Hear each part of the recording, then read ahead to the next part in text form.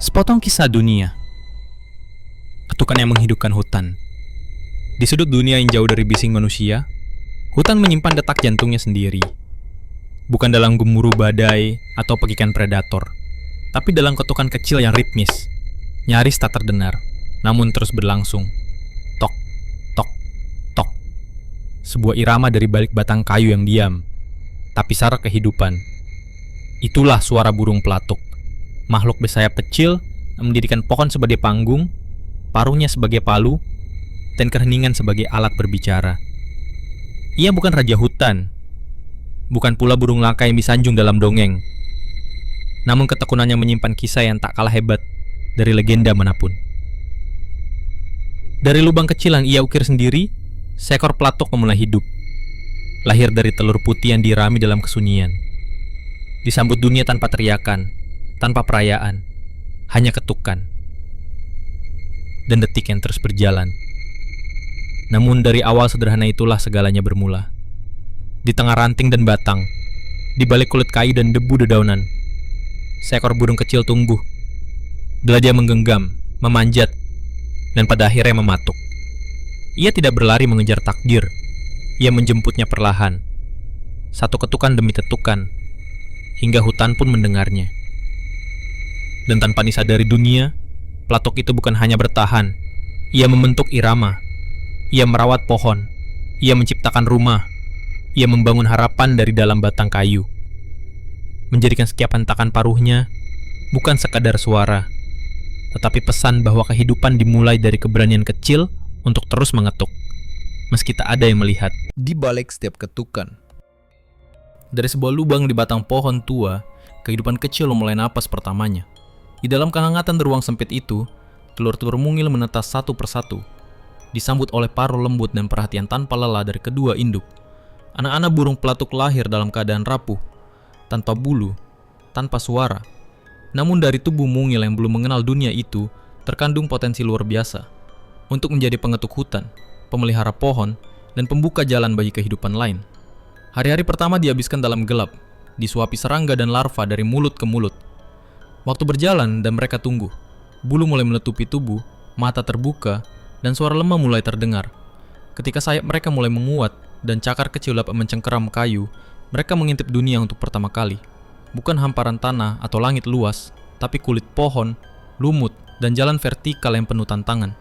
Di sanalah pelatuk belajar, memanjat, mematuk, dan akhirnya terbang. Tapi hidup bukan sekedar tentang mengudara.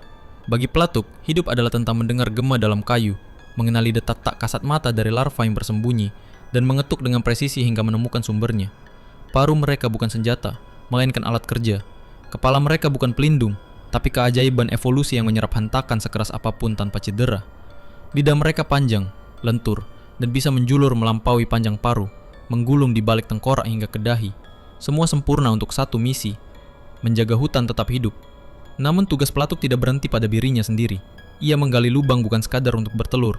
Lubang itu, kelak setelah ia tinggalkan, menjadi tempat berlindung bagi burung lain, tupa-tupa, kelelawar, lebah hutan.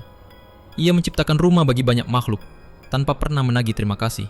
Ia dokter bagi pohon yang digerogoti larva. Ia arsitek sunyi yang membentuk tempat-tempat aman dari kayu lapuk yang akan roboh tanpa sentuhannya. Kakinya, dengan 2 jari ke depan dan 2 ke belakang, menjadikannya pemanjat ulung, penyeimbang sejati. Ekor kaku menopang tubuh saat ia bekerja, dan tubuhnya tak goyah meski bekerja dari pagi hingga senja. Dalam kesunyiannya, pelatuk mengatur simfoni hutan, ketukan ritmis untuk mengirim pesan, menarik pasangan, menandai wilayah, dan menyuarakan keberadaan. Setiap spesies pelatuk memiliki pola ketukan sendiri, nyaris seperti sidik jari suara, dan hutan mendengarnya, meresponsnya, menjadikannya bagian dari napas harian. Namun, kehidupan tidak selamanya mudah. Tahun pertama adalah seleksi alam. Banyak yang gugur, dimangsa, tersesat, atau kalah dalam perebutan wilayah. Tapi bagi mereka yang bertahan, kehidupan memberi mereka peran penting. Menjaga rantai keseimbangan yang tak kasat mata. Tanpa pelatuk, larva hama berkembang liar, pohon-pohon rapuh patah sebelum waktunya, dan lubang alami bagi hewan lain nyaris tak ada. Burung pelatuk bukanlah makhluk yang menuntut tempat utama dalam kisah alam liar, tapi dialah fondasi diam yang menopang panggung kehidupan. Dalam tubuh kecilnya tersimpan kekuatan ketekunan, pengorbanan, dan keberanian, bukan untuk bertarung, tapi untuk melanjutkan. Hari demi hari, pohon demi pohon, ketukan demi ketukan. Irama yang tak pernah benar-benar hilang. Bayangkan, sebuah pagi yang sepi di hutan yang dulu ramai oleh irama ketukan. Pohon-pohon masih berdiri, tapi tak ada getaran ritmis dari batang tua. Tak ada lagi tok-tok yang menggema. Tak ada pesan yang disampaikan lewat kayu. Burung pelatuk telah tiada.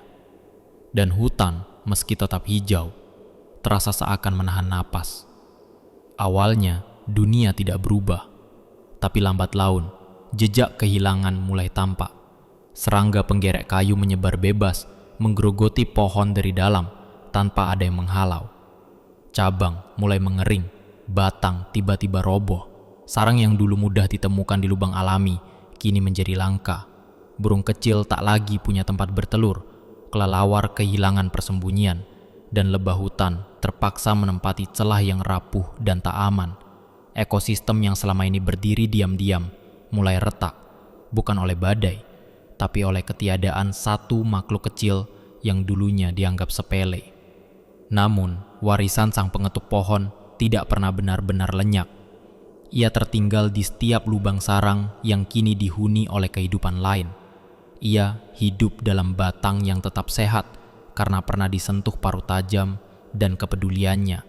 Dan yang lebih penting, ia bersemayam dalam pelajaran yang diam-diam ia titipkan kepada dunia, bahwa kekuatan bukan hanya soal kebisingan, tetapi tentang ketekunan dalam kesunyian.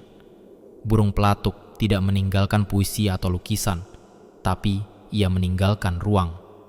Ruang untuk kehidupan lain tumbuh, untuk alam tetap seimbang, untuk generasi berikutnya belajar tentang keberanian memberi tanpa mengharap kembali. Kini, tugas menjaga irama itu ada pada kita.